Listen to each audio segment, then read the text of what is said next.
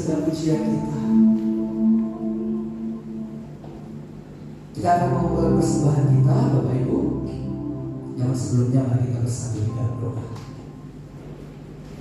Terima kasih Tuhan untuk segala pujian yang sudah kami naikkan di hadapan-Mu. Dan saatnya Tuhan kami mau memberikan yang terbaik bagi Engkau. Biarlah persembahan kami ini Tuhan berguna untuk melayani-Mu. Tuhan Tuhan memberkati setiap tangan kanan yang memberi, dan berkat melimpah atas kehidupan kami sebagai ucapan syukur kami atas setiap berkat yang Tuhan limpahkan dalam kehidupan kami. Di dalam nama Tuhan Yesus Kristus berdoa dan mengucap syukur. Selamat pagi Bapak Ibu, Tuhan Yesus.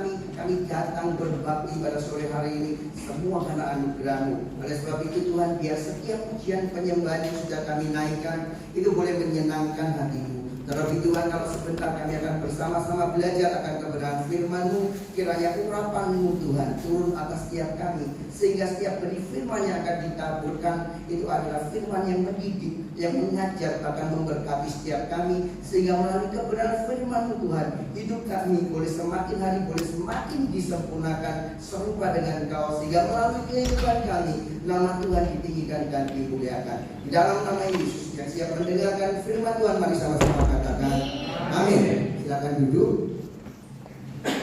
Shalom Bapak Ibu. Oke, kita akan belajar firman Tuhan sama-sama pada sore hari ini ya. Di 2022 yang lalu, di akhir tahun, kita sempat mendengar pidato dari Presiden Jokowi bahwa memberikan prediksi bahwa di 2023 adalah gambarannya untuk ekonomi itu gelap, ya, gelap katanya. Kita nggak tahu segelap apa, tapi di awal tahun 2023 kembali Jokowi memberikan statement bahwa sepertiga dari jumlah negara di dunia akan mengalami resesi atau bahkan lebih, ya. Dan kemarin saya baca berita lagi, Menteri Keuangan Indonesia, ya, memberikan gambaran bahwa akan ada 60% lebih BUMN akan kolaps di tahun ini. Itu gambaran, ya, gambaran dari beberapa tokoh-tokoh nasional yang akan memberikan gambaran di tahun 2023, ya. Bahkan kalau kita boleh lihat 3 tahun ke belakang, kita sudah melewati sebuah pandemi, ya, yang tentu bagi sebagian banyak orang pandemi ini bukan sesuatu yang enak, asik untuk dijalani, ya.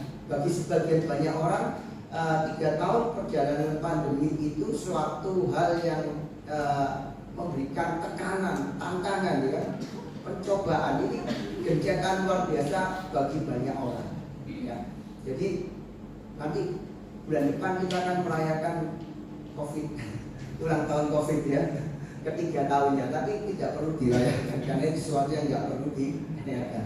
Nah, meskipun tidak ada COVID, meskipun tidak ada gambaran tentang keadaan ekonomi dunia di tahun 2023, mungkin prediksi di 2022 dan 2023 adalah hal yang baik mungkin, ya. Tapi saya mau garis bawahi bahwa setiap orang yang selama masih hidup di dunia ini tidak akan pernah lepas dari namanya tantangan, ujian, cobaan, ya, tekanan. Karena setiap orang pasti menghadapi itu. Kalaupun Bapak Ibu yang ada di tempat ini 3 tahun ini bisnisnya tidak tergoncang karena COVID, bisnisnya mungkin baik-baik saja, puji Tuhan. Tapi pasti menghadapi masalah yang lain. Entah itu masalah sakit penyakit, masalah rumah tangga, Anda dengan pasangan Anda dengan anak Anda dengan mertua Anda. Ya, mungkin ada masalah pekerjaan yang lain yang tidak berkaitan dengan COVID. Setiap orang pasti punya masalah masing-masing, ya. Dan setelah melewati ini, kita akan lihat, entah itu saudara Anda, teman Anda, rekan Anda di gereja, ataupun rekan Anda di pekerjaan, atau teman nongkrong Anda akan lihat, oh, ada yang bertahan, ya kan? Tapi ada mereka yang jatuh. Bahkan akhirnya yang paling parah mungkin karena dia jatuh tidak bisa menerima kenyataan, meninggalkan Tuhan.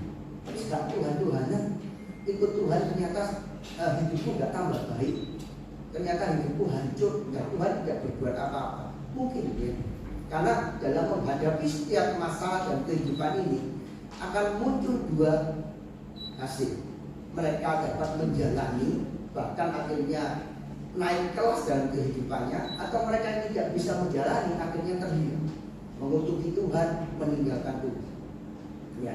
Nah, kita akan belajar apakah kita ini ketika kita menghadapi apapun yang Tuhan izinkan terjadi dalam hidup kita ini bagian dari orang yang tetap bisa bertahan dan akhirnya naik kelas dalam kehidupan kita, atau kita ini orang yang ketika Tuhan izinkan pencobaan, Tuhan izinkan ujian terjadi dalam hidup kita malah nututin Tuhan, ya. Nah, saya bukan sedang membagikan tips ya, karena tidak ada tips. Kalau tips kesannya yang bicara yang pintar, tapi kita belajar dari kebenaran firman Tuhan.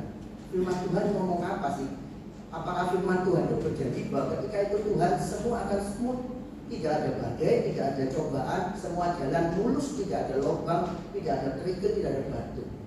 Ya, kita akan baca sama-sama kebenaran firman Tuhan di Matius pasalnya yang ke-7, ayat yang ke-24, kita akan baca sampai yang ke-27.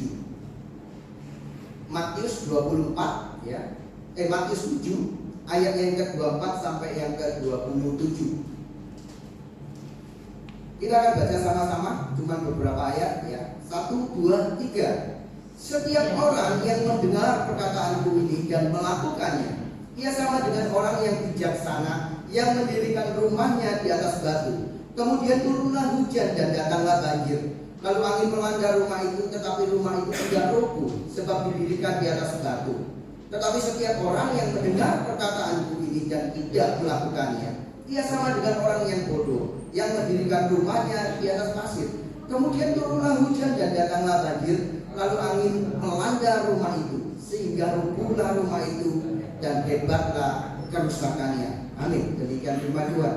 Ya, berbahagia yang mendengar, terlebih yang melakukannya. Amin. Nah, saya akan ulangi di ayat yang ke-24. Setiap orang yang mendengar perkataanku ini dan melakukannya. Ya, kita belajar konteksnya dulu ketika ayat ini ditulis. Ya, ini bagian penutup dari khotbah Yesus di bukit. Dari pasal 5 sampai ke 7 adalah rangkaian dari khotbah Yesus di atas bukit. Kalau kita belajar pasal 5, 6, 7, sebenarnya sungguh ini rangkuman dari seluruh pelayanan Yesus di muka bumi. Ya, ada di pasal 5 sampai yang ke-7. Ya, nah konteksnya setiap orang yang mendengar, berarti kalau menurut konteks ayat ini, setiap mereka yang mendengar khotbah Yesus di atas bukit. Ya, tapi hari ini firman ini tidak bisa disampaikan di atas bukit di dalam gereja. Berarti setiap orang, Bapak Ibu yang sudah kenal Tuhan, yang sudah menerima Yesus sebagai Tuhan dan Juru Selamat, di dalam perjalanan Bapak Ibu mengenal Tuhan, entah Bapak Ibu menerima kebenaran firman Tuhan atau khotbah melalui gereja, persekutuan, ya sekarang ada YouTube, mungkin Bapak Ibu menyaksikan khotbah melalui YouTube atau mendengar khotbah waktu nyetir mobil, dengar khotbah dari radio. Itu adalah setiap orang, Bapak Ibu dan saya. Ya, entah saya hidup ini saya sudah dengar berapa ratus khotbah atau ribu khotbah, saya juga nggak ingat. Ya.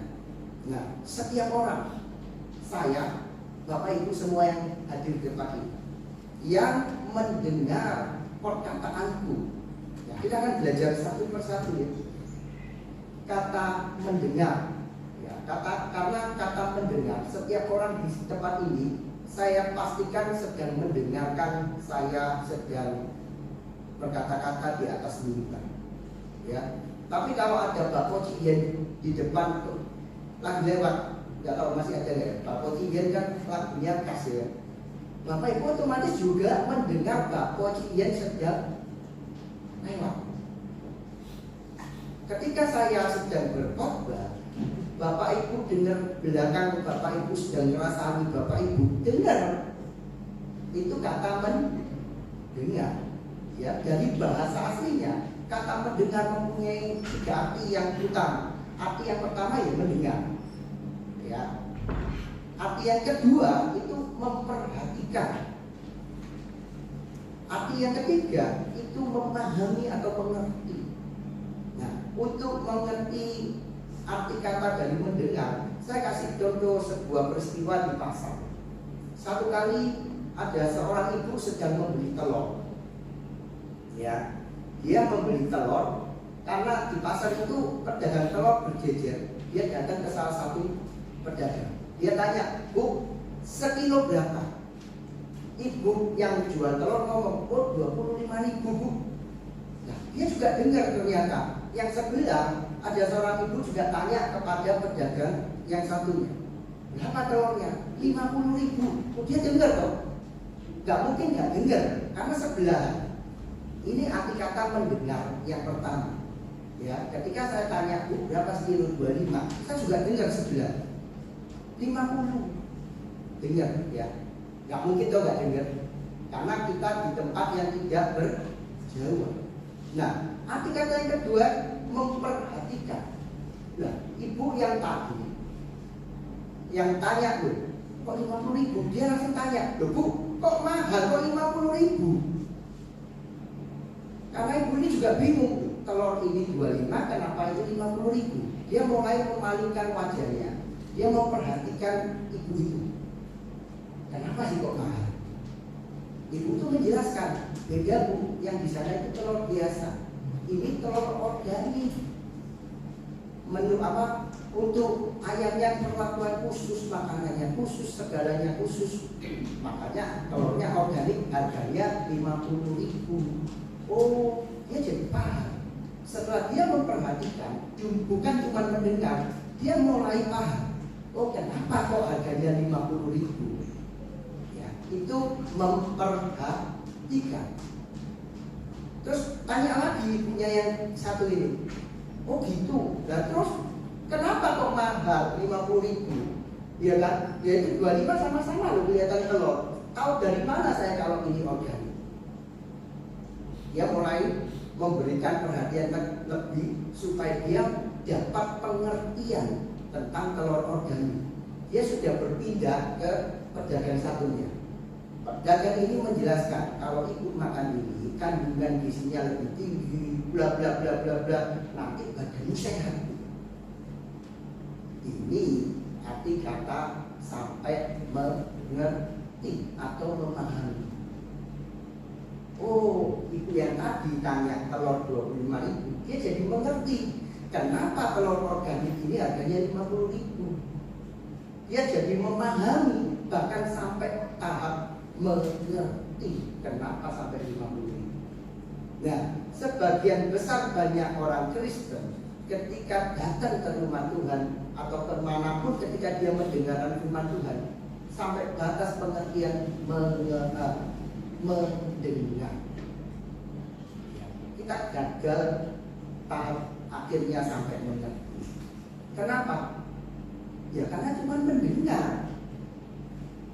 Tidak mungkin Bapak Ibu hari ini tempat ini ya ketika datang beribadah mendengarkan siapapun yang berkhotbah di atas mimbar, Bapak Ibu tidak mendengar, tidak mungkin.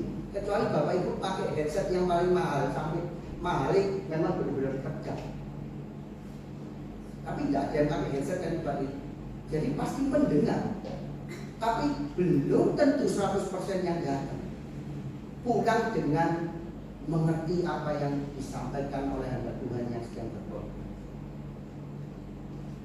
Ya, kalau aja umpama, ya Bapak Ibu itu cuma sekedar mendengar, itu kan di perumpamaan ini ada dua orang tadinya. Nanti yang mendengar terus melakukan, yang kedua mendengar tapi tidak melakukan. Ya, sayangnya waktu Matius menulis surat ini belum ada handphone, belum ada gadget. Karena kalau ada handphone dan ada gadget, nanti akan ada 3 orang, bukan cuma 2. Mendengar, melakukan, mendengar, tidak melakukan. Tapi yang ketiga nanti tidak mendengar apa-apa karena sedang main handphone. Karena ini banyak di gereja. Di tempat saya beribadah, ketika saya menyampaikan kebenaran firman Tuhan, mimbarnya kebetulan lebih tinggi dari ini. Jadi lebih enak kalau lihat ada yang sedang megang handphone. Waktu kita kan banyak. Ada yang kekikian lihat sesuatu, oh berarti lagi lihat Instagram atau lihat Facebook. Ada yang begitu gini dilihatkan ke pasangannya. Oh mungkin lagi lihat Tokopedia, tapi nggak paham ini. Belum ada. Saking waktu itu belum ada handphone ya. Nah, kembali ke kata mendengar di ayat yang ke-25 ya. Nah, kita yang mendengar hari ini kebenaran firman Tuhan ya, terus memberikan perhatian lebih dan sampai tahap mengerti. tidak lepas, tidak berhenti sampai ini. Ya, firman Tuhan selanjutnya berkata, setiap orang yang mendengar perkataanku itu perkataan apa? Tadi Bapak Ibu di rumah yang sudah mempunyai jadwal pembacaan firman Tuhan setahun, silakan lanjutkan. Tapi ditambahin, nanti baca pasal 5 sampai yang ke-7 dari Matius itu. Perkataan itu tentu konteksnya dari pasal 5 sampai yang ke-7. Ya, apa perkataan Tuhan? Tadi baca Bapak Ibu, lihat pasal yang ke-5 ditulis di situ, berbahagialah orang, berbahagialah, ya. Berbahagialah orang yang miskin di hadapan Tuhan, berbahagialah orang yang banyak sekali di situ. Di situ juga kita belajar bagaimana tentang kerendahan hati, tentang kerelaan, bagaimana belajar kita tentang memberikan sesuatu secara excellent ketika kita menjadi orang Kristen. Ketika orang meminta baju, memberikan jubahmu. Ketika orang memaksa kau berjalan 1 mil, berjalan 2 mil dengannya. Ini perkataan Tuhan. Bahkan kalau kita belajar lagi di Matius 6:33, ya kan? Matius 6:25-33 berbicara tentang kekhawatiran. Dan ini termasuk perkataan Kristus. Hari ini tentu konteksnya bukan ini lagi ya. Seluruh kebenaran firman Tuhan yang ada di Alkitab kita itu adalah perkataan Kristus. Itu yang harus kita dengar. Yang harus kita dengar, kita berikan perhatian lebih, bahkan sampai tahap kita harus mengerti. Sebab sia-sia Bapak Ibu datang ke gereja, usia kekristenan Bapak Ibu sudah sangat dewasa, tapi setiap datang ke gereja kita cuma mendengar, tidak sampai mengerti kebenaran firman Tuhan. Terus apa yang kita lakukan kalau umpamanya kita nggak ngerti firman Tuhan? Ini yang akan jadi masalah. Yang mendengar perkataan Tuhan, saya ambil contoh di Matius 6:25-33. Ya, nanti Bapak Ibu baca dulu tentang hal kekhawatiran. Karena hari-hari ini harusnya hal kekhawatiran ini menjadi topik yang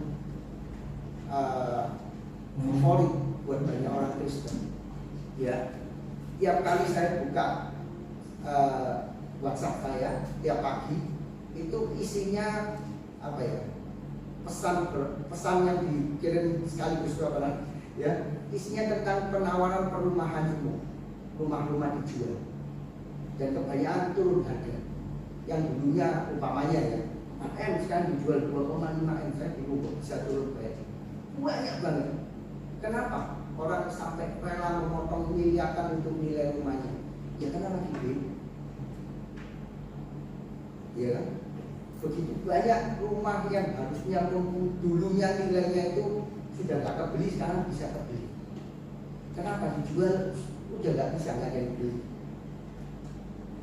Banyak orang yang hidup di dalam kekhawatiran. Ya. Nah, kenapa orang hidup dalam kekhawatiran kalau kita belajar di Matius 6:25-33? Karena mereka takut kehilangan apa yang memang harusnya bisa hilang. Paham? Kenapa kita ini takut? Apa sih yang buat kita takut? Pasti ya kehilangan pasangan, kehilangan uang, harta, kehilangan mobil, kehilangan rumah, kehilangan pekerjaan. Kalau kita menyadari bahwa semuanya itu Tuhan cuma titipkan untuk kita kelola, sebenarnya kita nggak perlu takut. Kenapa? Karena Tuhan itu titipan dari Tuhan. Kita cuma kelola. Kalau kita tidak pernah merasa apa yang Tuhan titipkan itu hak milik kita, kalau Tuhan mau ambil, kita nggak akan takut dan khawatir. Oleh sebab itu Matius 6:33 itu tulis berkata seperti ini, tetapi carilah dahulu kerajaan Allah dan kebenaran. Ya, nah begitu banyak orang Kristen mempunyai pemahaman, oh kalau itu cari dulu kerajaan Allah nanti ditambahkan. Nah, cari itu kayak apa pengertiannya? Selama ini begitu banyak orang Kristen itu mempunyai pengertian bahwa nyari kerajaan Allah itu datang ke gereja tiap minggu, tiap Kamis atau Jumat atau Rabu kalau ada doa malam datang, kalau ada konser datang, kalau ada doa puasa datang, itu cari kerajaan Allah. Dan ketika itu dilakukan tahun demi tahun, ternyata mereka tidak pernah mendapatkan kerajaan. Kalau kita belajar lebih dalam, kata carilah kerajaan Allah itu bukan cuma sekedar nyari kayak handphone jatuh, nggak ketemu ya sudah, bukan. Arti kata itu cari itu inginkan dengan sungguh-sungguh. Mau apa? Kita mengingini sesuatu itu dengan sungguh-sungguh. Kayak kita mencari sesuatu itu sampai ketemu. Itu kata cari. Dan sering kita berbicara kepada gereja aja. Dan parahnya ketika kita ke gereja, kita cuma berhenti sampai arti kata mendengar, tidak sampai kata mengerti. Kalau kita baca Matius 6:33 dari terjemahan bahasa Indonesia masa kini, itu artinya akan lebih gampang dipengerti ya. Bukan carilah kerajaan Allah, bukan. Tapi seperti ini artinya. Kalau ada terjemahan bahasa Indonesia masa kini Matius 6:33, itu artinya seperti ini. Tetapi usahakanlah terlebih dahulu Allah berkuasa atas hidupmu. Artinya seperti ini. Kata carilah itu kan cari sampai ketemu. Ingini dengan sungguh-sungguh. Bahasa Indonesia masa kini mengartikan tetapi usahakanlah terlebih dulu Allah berkuasa atas hidupmu. Kalau sampai Tuhan yang berkuasa atas hidup kita, apa yang harus kita khawatir? Kita tidak akan pernah khawatir. Karena apa? Ya kita tahu sudah ada Allah yang menguasai hidup kita. Kalaupun Tuhan izinkan ada ujian cobaan yang paling sulit pun dalam hidup kita, Tuhan tidak pernah lepaskan kita. Dan kalau kita sudah melalui semua proses itu dengan baik, meskipun berdarah-darah, kita bukan terus oh iya tidak ada nothing, tidak ada hasilnya, tidak. Kita naik ke level berikutnya dalam kehidupan ini. Karena tidak ada orang yang naik level berikutnya dalam kehidupan ini kalau dia tidak melalui sebuah ujian. Nah ini perkataan Tuhan. Apakah kita ini memahami? Tadi baca di pasal 5 sampai yang ke-7, kita sampai tahap mengerti apa yang ditulis tentang khotbah Tuhan Yesus di atas bukit ini. Kalau kita sudah mengerti perkataan Kristus, kalimat yang berikutnya berkata ini, setiap orang yang mendengar perkataanku, perkataan Kristus tadi, dan melakukan, ya, kata melakukannya itu mempunyai arti dari bahasa aslinya seperti ini, mengerjakan sampai memperoleh hasil, atau mengerjakan sesuatu sampai memperoleh buahnya. Ya, ketika kita sudah mengerti kebenaran firman Tuhan, apakah kita sudah melakukannya? Melakukan ini bukan sekedar ya kalau sanggup tak lakukan, kalau enggak tidak apa-apa. Tuhan tahu segala keterbatasanku. Enggak. Ya, kalau firman Tuhan ini ditulis, berarti kalau sebuah firman Tuhan itu berisi kalimat perintah yang mana kita harus lakukan, berarti dipastikan Tuhan memberikan kita kesanggupan untuk melakukan. Karena firman Tuhan tidak ditulis sembarangan. Oh, sebuah perintah ini ditulis khusus untuk si A dan si B. Tidak, ini ditulis semua untuk kita. Karena Tuhan tahu, Tuhan sudah memberikan setiap kita kesanggupan untuk melakukannya. Dan ketika kita melakukannya tidak dengan asal-asalan, harus sampai memperoleh buah. Ya Bapak Ibu ya, dengarkan firman Tuhan. Kita memberikan perhatian lebih pada setiap firman Tuhan yang dibagikan. Bahkan sampai tahap kita memperoleh pengertian dari firman Tuhan itu, dari perkataan Kristus, dari seluruh kebenaran firman Tuhan yang ada di Alkitab kita. Dan kita melakukannya sampai ada hasil. Sampai ada hasil. Oleh sebab itu firman Tuhan tidak akan pernah mengubah orang yang berkarakter buruk sampai orang itu mau berubah sendiri. Firman Tuhan itu sanggup mengubahkan orang, tapi diperlukan kerjasama dari Tuhan. Bapak Ibu sudah dengarkan berapa ratus atau ribuan khotbah yang berkata bahwa ampuni orang yang bersalah, ampuni orang yang menyakiti hatiku, ampuni orang yang sudah menusukku dari belakang. Tapi seberapa sering kita gagal untuk mengampuni orang itu? Kenapa? Karena kita nggak mau mengampuni, kita nggak mau melakukannya. Tapi ketika kita tahu bahwa untuk saya mendapatkan kelegaan, untuk saya mendapatkan damai sejahtera Tuhan, saya harus mengampuni. Kita akan mengampuni, kita lepaskan pengampunan. Susah, ya kan? Saya juga menjalani kehidupan ini. Saya dirugikan oleh seseorang sampai pada batas di mana sebenarnya saya sudah secara manusia tidak perlu aku kenal kamu lagi itu seperti itu. Tidak ada untungnya kumpul kamu, tidak ada untungnya punya kenal seperti kamu. Tapi ketika hari saya berpikir seperti itu, gak beberapa lama saya mendengarkan firman Tuhan. Gampang, firman topiknya tentang pengampunan. Topik yang paling sering dikhotbahkan oleh hamba Tuhan. Topiknya sudah saya sering dengar di gereja ataupun di khotbah-khotbah manapun. Tapi khotbah yang simpel tentang pengampunan, ketika saya beberapa waktu yang lalu saya mengambil keputusan untuk tidak memberikan pengampunan buat orang lain, itu saya dengar, saya berikan perhatian lebih sampai saya mengerti, saya harus mengampuni. Saya ampuni, saya doakan dia, saya samperi, maaf, saya berkati dengan materi. Susah. Kalau memberi orang yang Anda kasih atau orang itu sudah mengasihi Anda, itu gampang, ya. Tapi mendoakan, bahkan memberi bantuan kepada orang yang sudah menusuk Anda dari belakang, itu butuh kebesaran. Dari mana? Dari firman. Ketika kita melakukannya sampai ada buahnya, saya dapat damai sejahtera. Gak enak tiap kali ketemu orang yang sudah menyakiti hati saya, merugikan saya, melihat itu enak kan? Ya, melihat itu enak. Terus saya berpikir sampai waktu titik, saya tuh ingat dia selalu gak enak, selalu bikin kayak apa caranya taruh bukan balik, bikin saya berpikir negatif terus.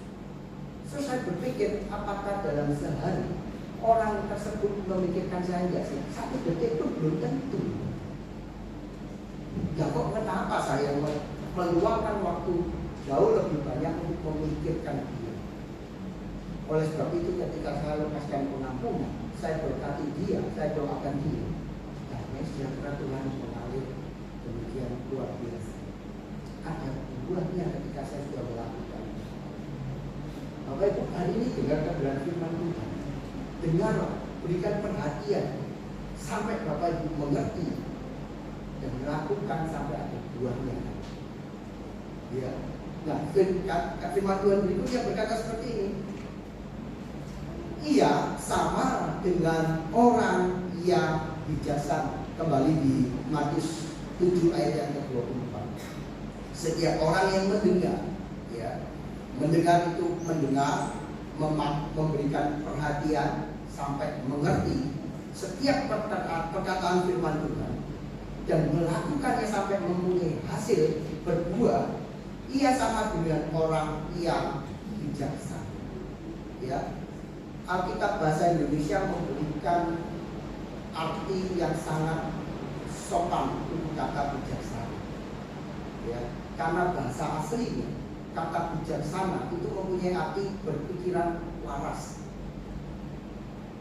Ya, mungkin kalau kita hari ini belajar kata bijaksana, bijaksana adalah orang yang dapat memberikan keputusan yang terbaik di antara dua pilihan dalam kehidupan, itu mungkin bijaksana. Ya, tapi kata aslinya punya arti berpikiran waras. Jadi tidak gila. Ya, orang yang berpikiran waras berarti dia tidak gila. Kalau kita dengar firman Tuhan, kita sampai mengerti firman Tuhan dan kita melakukannya, Anda itu orang yang waras, Bapak Ibu. Bukan cuma bijaksana, waras. Ya, berarti kalau Anda mendengarkan kebenaran firman Tuhan ngomong ampuni orang itu, Anda tidak melakukannya, berarti Anda orang yang tidak waras. Nah, ketika saya menyusun kebenaran firman ini, saya sudah lepaskan pengampunan. Berarti saya mikir, oh beberapa waktu saya itu orang gila, saya ini orang gendeng. Kenapa? Karena saya tahu bertahun-tahun bahwa saya harus mengampuni orang lain, saya tidak mengampuni. Saya seperti orang yang tidak waras. Nah, Bapak Ibu hari ini kan sudah dengar kebenaran firman Tuhan, ya. Bapak Ibu diberkati lebih, berarti Bapak Ibu sadar bahwa Bapak Ibu itu dijadikan saluran berkat oleh Tuhan. Tapi Anda pelit umpamanya, berarti Anda orang yang tidak. Bapak Ibu, bahwa di dalam kekristenan, tahu nggak bahwa malas itu dosa? Tahu nggak? Perumpamaan tentang 3 talenta itu semua diberikan apresiasi atau penilaian oleh tuannya. Tuannya selalu ngomong kepada yang 2 dan 5, hambaku yang rajin, ya kan? Tapi kepada yang punya 1 talenta, yang jahat dan malas. Kalau kita jadi orang Kristen bertahun-tahun udah jadi orang Kristen, tapi tidak lepas dari sifat malas. Bukan Anda orang malas, tapi orang yang tidak malas. Maaf ya, ini firman Tuhan yang ngomong. Kalau selama ini kita taunya, oh orang yang bijaksana, enggak. Tapi kata aslinya berpikiran waras, yang melakukan kebenaran firman Tuhan. Ya, nah kalimat berikutnya berkata seperti ini: yang mendirikan rumahnya di atas batu. Ya, belakangan ini saya sedang belajar tentang dunia kontraktor, dunia sipil. Ya, saya ini kerja di dunia permebelan, tapi lagi belajar untuk gimana bangun rumah. Meskipun saya nggak sekolah sipil, tapi belajar aja. Nah, ternyata yang paling susah itu hitung fondasi. Ya, kalau gambar di atasnya gampang. Kita berimajinasi paling gampang itu gambar bentuk rumahnya. Ya, kalau kita orang yang punya imajinasi tinggi, kita gambar rumah itu gampang gitu. Tapi begitu masuk ke gambar strukturnya, fondasinya, itu nggak bisa asal-asalan orang yang nggak sekolah kayak saya gambar fondasi bisa ambil. Orang yang benar-benar tahu belajar tentang teknik sipil, teknik bangunan, dia baru bisa gambar untuk dena bawahnya, untuk gimana fondasi. Nah, firman Tuhan ngomong, orang yang melakukan kebenaran firman Tuhan, yang mendengar dan melakukan kebenaran firman Tuhan, itu yang mendirikan rumahnya di atas batu, yang mendirikan rumahnya, yang fondasinya dipikirkan benar-benar. Dia tahu bahwa fondasi batu adalah fondasi yang terbaik untuk mendirikan rumah. Nah, hari ini Bapak Ibu, ketika kita melakukan kebenaran firman Tuhan, Anda tidak sedang melakukan sesuatu yang sia-sia. Anda itu sedang membangun rumah kerohanian Bapak Ibu dengan fondasi yang benar. Kenapa kok rumah kerohanian kita harus dibangun dengan fondasi yang benar? Ya, ayat berikutnya berkata seperti ini: kemudian turunlah hujan dan datanglah banjir, lalu angin melanda rumah itu. Ya, tetapi rumah itu tidak roboh sebab didirikan di atas. Nah, ketika kita sudah membangun rumah kerohanian kita, itu dengan fondasi yang benar, dipastikan pasti akan ada hujan, banjir, dan angin melanda. Saya tadi di depan saya ngomong bahwa setiap orang tidak akan pernah lepas dari yang namanya masalah, ujian, pencobaan, tekanan dalam hidup, goncangan dalam kehidupan apapun yang buruk tidak akan pernah lepas. Ya, jadi nggak usah repot-repot berdoa menteleng setiap masalah kita. Kadang masalah itu diizinkan Tuhan terjadi. Ketika Tuhan izinkan terjadi terus kita tengking, Tuhan ini bingung. Saya izinkan, kok kamu tengking? Nggak usah. Kadang masalah itu proses untuk kita jadi lebih baik di hadapan Tuhan, untuk kita jadi lebih kuat di hadapan Tuhan. Dan itu memang diizinkan. Tapi kalau kita punya fondasi yang benar atas kehidupan kerohanian kita, apapun yang Tuhan izinkan terjadi, ataupun si iblis mengadakan percobaan, kita tidak akan pernah. Kita tidak akan pernah jatuh. Ada orang menyakiti hati kita, kata dia ngomong, oh kita tahu bahwa kita harus mengampuni. Berapa banyak orang hancur, orang mengalami sakit penyakit karena hal sepele, tidak bisa mengampuni. Hidup dalam kepahitan sampai dia tua, jadi kepahitan. Hancur hidupnya hanya karena satu orang yang pernah menyakiti dalam kehidupannya. Padahal begitu banyak orang lain dalam sekeliling kehidupannya yang mengasihi dia. Yang banyak loh seperti tidak kelihatan. Cuma satu fokusnya dalam kehidupan dia. Ini orang sudah nyakiti hidup saya. Sampai dia tua, nggak mati-mati karena dia nggak bisa mati karena dia hidup dalam kepahitan. Berapa banyak? Ujian dalam kehidupannya dia tidak lolos. Tapi ketika kita punya dasar kehidupan yang benar, rumah kehidupan kita dibangun di atas batu, ada orang yang kita dengan mudahnya melepaskan kemampuan.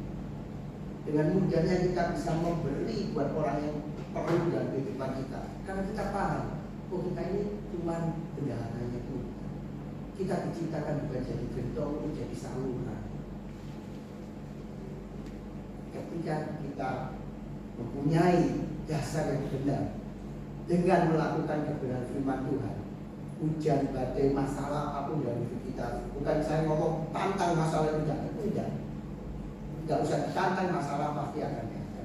Tidak usah ditantang percobaan pasti ada. Tapi itu terjadi tidak akan pernah menjatuhkan kita seperti tadi pelaku film. Amin Bapak Ibu. Nah, ayat yang berikutnya berkata seperti ini. Tetapi setiap orang yang mendengar perkataanku, ya, dan perkataanku ini dan tidak melakukannya. Bapak Ibu harus tahu di antara ayat ke-24 dan ayat yang ke-26, bahasa aslinya semua sama persis. Tidak ada bedanya. Tiap orang yang mendengar di ayat yang 24, kata mendengar di ayat 24 dengan kata mendengar di ayat 26 itu bahasa aslinya sama persis. Ya. Berarti di ayat yang ke-26 ini adalah orang-orang yang ketika datang ke gereja, dia bukan cuma sekedar mendengar, dia memberikan perhatian, dia sampai tahap mengerti firman Tuhan. Bukan cuma sekedar, oh, ada words lewat di belakang, terus tiba-tiba ke belakang beli es krim words, dan masih ada pengkhotbah yang sedang berkhotbah. Bukan orang seperti itu. Tapi orang duduk diam, ya, dengan seksama dia mendengarkan firman Tuhan, memberikan perhatian, bahkan sampai mengerti di ayat yang ke-20. Tetapi perbedaannya ialah tidak melakukan. Sayang sekali, sampai mengerti firman Tuhan. Oh, kenapa saya harus ngampuni? Ya, saya harus ngampuni. Kalau enggak, Tuhan tidak senang. Nanti saya bisa timbul penyakit lambung, asam lambung naik, nanti kanker, nanti apa? Dia tahu. Tapi ketika ada orang yang menyakiti dalam hidupnya, dia gagal untuk melepaskan orang. Ini tipe orang yang ada di ayat yang ke-26. Nah, ia sama dengan orang yang bodoh. Ya. Sekali lagi, kata bodoh itu mempunyai, diartikan kan dari bahasa asli. Bahasa aslinya lebih punya arti seperti orang yang tidak bertuhan, bukan cuma bodoh. Arti kata bodoh itu orang yang tidak bertuhan. Bahasa Indonesia memberikan kata yang sedikit sopan, ya kan? Bodoh. Udah ngerti nggak dilakukan, itu namanya bodoh. Bukan. Udah ngerti tidak dilakukan, kamu seperti orang yang tidak beriman. God bless. Bapak Ibu nggak mau dong diomong kamu nggak bertuhan, sorry kafir kamu, ateis kamu, nggak mau dong. Gak enak banget udah jadi orang Kristen puluhan tahun diomong orang nggak punya Tuhan. Tapi firman Tuhan ketika kita mendengar firman Tuhan, memberikan perhatian bahkan sampai mengerti, tapi sayangnya tidak melakukan, sebenarnya kita itu seperti orang yang tidak punya Tuhan dalam hidup kita. Nah, kenapa orang itu gagal untuk bisa melakukan kebenaran firman Tuhan? Kan seringkali yang tidak tahu kebenaran firman Tuhan belum tentu orang yang tidak ngerti firman. Kalau Bapak Ibu punya kenalan seperti itu, dicap deh kanan kirinya, oh aku punya kenalan orang seperti itu. Ya, seringkali orang yang gagal melakukan kebenaran firman Tuhan itu orang yang ngerti firman Tuhan. Nah, kenapa kok dia gagal melakukan kebenaran firman Tuhan? Yang pertama, dia merasa bahwa cara berpikir dia jauh lebih pintar daripada firman Tuhan. Ketika orang gagal memberi dalam kehidupan, dia berpikir kalau saya memberi, tak kurang buat saya. Seringkali kan kita berpikir seperti itu. Bukan saya tidak ada titipan dari gereja untuk bisa tentang memberi, tapi seringkali orang berpikir seperti itu, bahwa cara pikir dia itu jauh lebih canggih daripada firman Tuhan. Firman Tuhan tidak ngajari kita ketika memberi ngawur-ngawuran, tidak ya. Tuhan cuma minta 10%. Tapi bagi sebagian orang 10% itu berat. Saya tidak ngomong pelit kamu tidak. Ya, tapi bagi sebagian orang 10% itu tidak berat, tapi tetap tidak dilakukan. Itu adalah ketika dia cara pikir dia jauh lebih canggih daripada firman Tuhan. Oleh sebab itu dia gagal melakukan kebenaran firman Tuhan. Ketika orang gagal melepaskan pengampunan karena dia berpikir jauh lebih canggih dari firman Tuhan. Kalau saya orang itu saya beri pengampunan, jauh orang udah salah, diampuni, tak berkati lagi. Wong lonjak, lain kali bisa lebih kurang ajar, bahkan misalnya lebih parah. Seringkali orang Kristen berpikir seperti itu, artinya memutuskan tidak usah diampuni. Ayo Bapak, ya, kita tidak pernah mau dipanggil sebagai orang yang tidak waras. Kita tidak mau orang lain manggil kita, kamu itu gak bertuhan, oh dasar kafir, ateis, gak mau. Kita lakukan kebenaran firman Tuhan. Karena Bapak Ibu kenapa? Bapak Ibu melakukan kebenaran firman Tuhan ataupun tidak melakukan kebenaran firman Tuhan, hujan, badai tetap diizinkan terjadi buat dua orang yang berbeda kan. Baik yang di ayat 24 ataupun ayat 25. Di ayat 27-nya berkata seperti ini, buat orang yang ada di ayat 20. Kemudian turunlah hujan, datanglah banjir, lalu angin melanda rumah itu sehingga runtuhlah rumah itu dan hebatlah kerusakan. Oleh sebab itu ketika kita gagal melakukan kebenaran firman Tuhan, kita gagal membangun rumah kerohanian kita yang kokoh. Sebab kita gagal menaruh fondasi yang benar untuk rumah kerohanian. Hari ini Bapak Ibu, ayo melakukan kebenaran firman Tuhan. Sesungguhnya keuntungannya bukan buat Tuhan ataupun orang lain. Sesungguhnya keuntungan yang terutama itu buat kita sendiri. Kita sedang membangun dasar yang benar untuk kehidupan kita. Hari ini Bapak Ibu, firman Tuhan berbicara kepada Bapak Ibu tentang apa? Oh, dari tadi yang ngomongin, yang firman ngomong tentang mengampuni. Kalau benar itu Bapak Ibu jadi pergumulan Bapak Ibu hari ini tentang pengampunan, ampuni aja. Kok gampang? Ya, Susah kalau nggak mau dilakukan. Begitu dilakukan, Anda akan menerima damai sejahtera. Oh, saya mau khawatir terus. Firman Tuhan ngomong jangan khawatir. Tetap aja kita ngomong gak bisa Tuhan.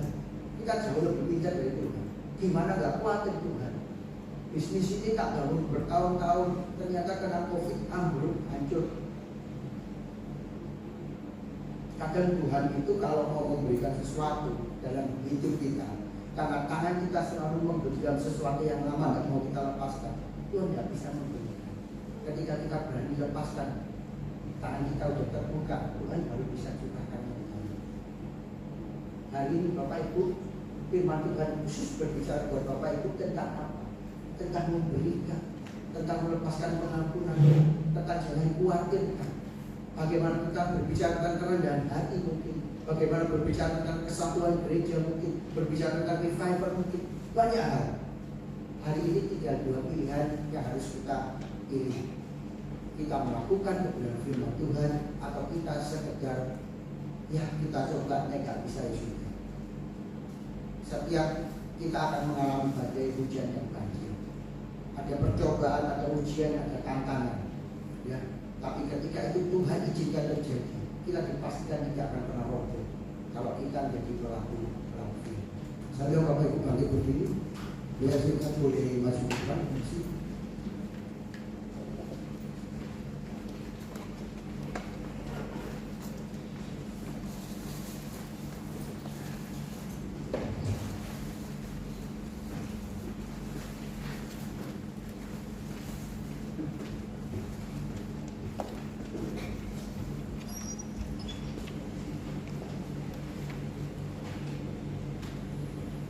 Saudara Bapak Ibu boleh bangkit berdiri, kita mau respon kebenaran firman Tuhan.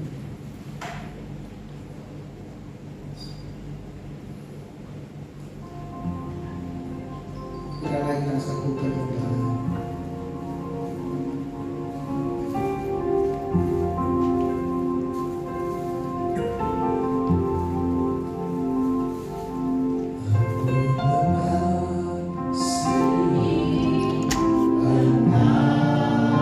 Yesus,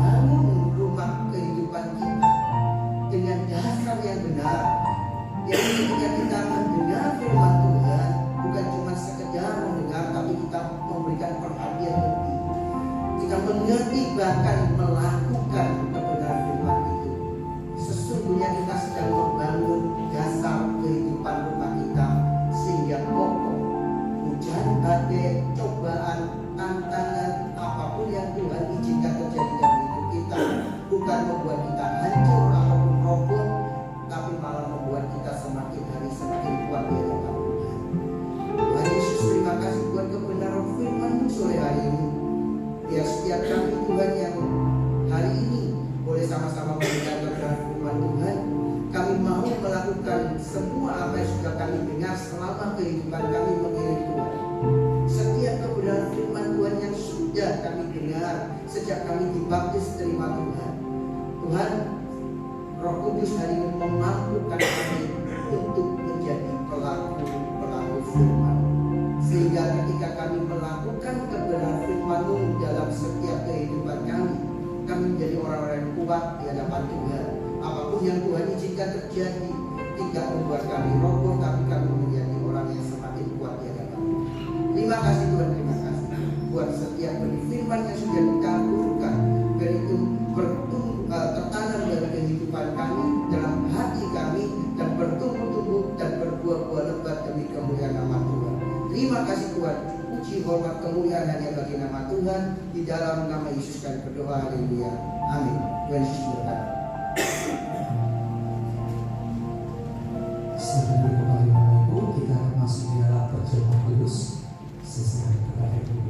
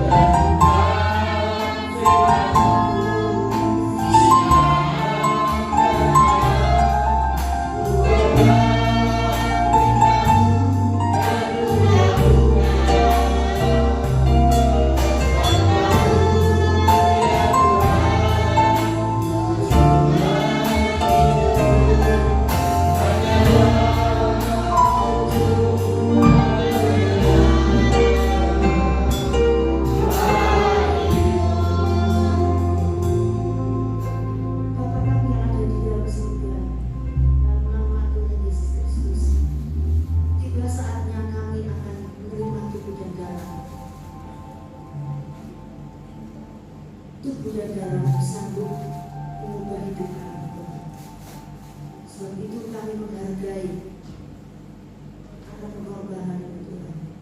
Itulah yang membawa kami menuju kepada kehidupan yang lebih disempurnakan di hadapan Tuhan. Dan Tuhan, pakai kami akan melayani perjamuan kudus ini. Kuduskan mulai dari ujung rambut sampai ujung kaki kami. Para hamba Tuhan yang akan melayani membagi-bagikan tubuh dan darah, Tuhan juga akan kuduskan semua yang makan dan minum perjamuan kudus ini, supaya Tuhan akan menyempurnakan kehidupan kami, supaya kami melakukan sesuai dengan kehendak Tuhan. Segala doa kami naikkan di dalam nama Tuhan kami Yesus Kristus. Terima kasih. Haleluya.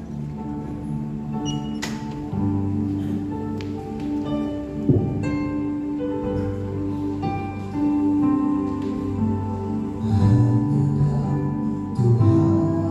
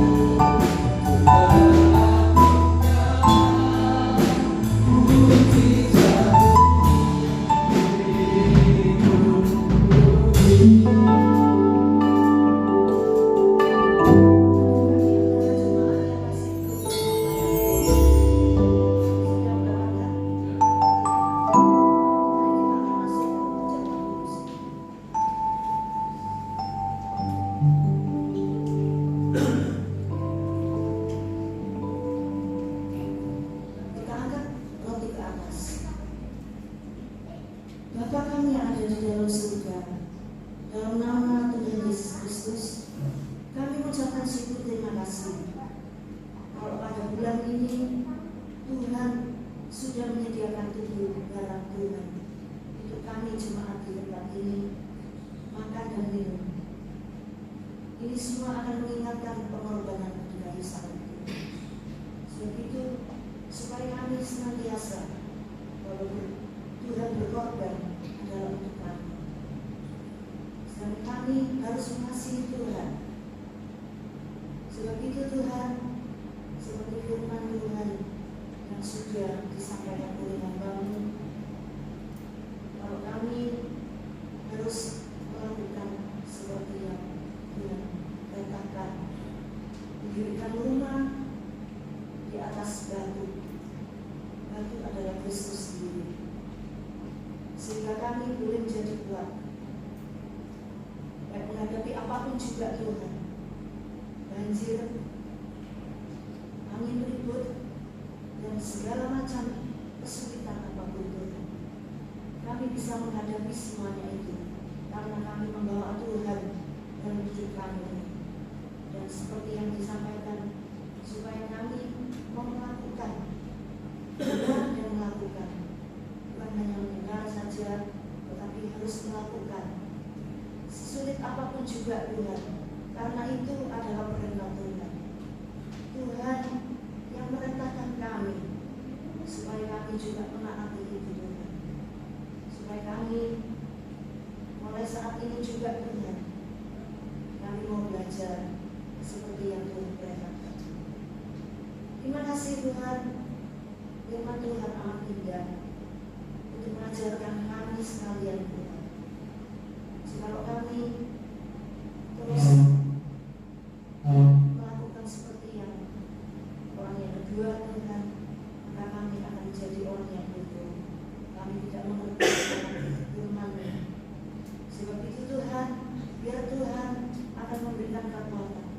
Berikan kami ingat akan Engkau yang berkorban buat kami, Engkau mengasihi kami, layak juga kami mengasihi Engkau dan menaati apa yang menjadi perintah-Mu. Terima kasih Tuhan. Firman Tuhan, kita angkat roti ke atas. Firman Tuhan mengatakan, bukankah roti yang kita pecah-pecahkan adalah persentuhan di dalam tubuh Kristus? Haleluya. Kita akan makan bersama di dalam nama Tuhan Yesus.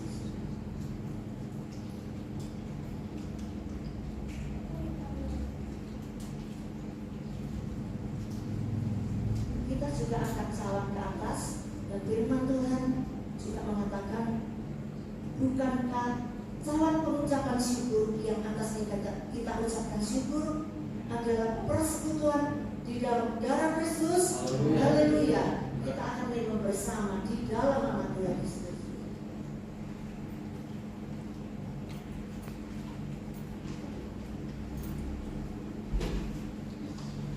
Terima kasih Tuhan bagi tubuh darah-Mu yang sanggup mengubah hidup kami hingga kami menjadi umat Tuhan yang lebih disempurnakan dalam Engkau. Kami angkat tangan kami bahwa kami yang sudah mengatakan Tuhan yang sudah menjadi saksi atas kehidupan kami Tuhan, supaya kami dapat melakukan seperti kata-kata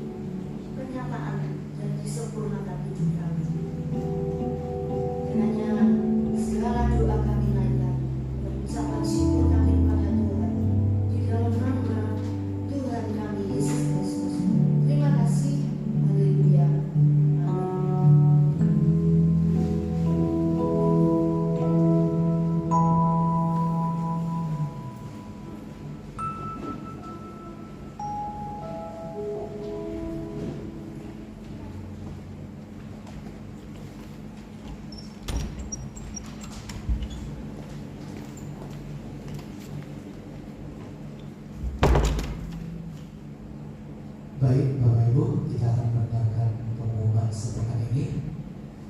Hadirin ibadah doa malam pada hari Selasa pukul 19.00 hingga sampai selesai. Dan hadiri juga kebaktian doa pemulihan pada hari Sabtu pukul 18.00 hingga sampai selesai. Dan hadiri juga ibadah pada hari Minggu pukul 16.00 hingga sampai selesai. Tuhan Yesus memberkati. Baik Bapak Ibu, saya mengundang semua untuk bangkit berdiri. Kita akan mengakhiri ibadah kita pada sore hari ini.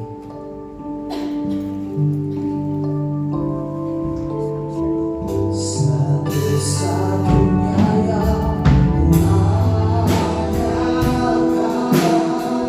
satu-satunya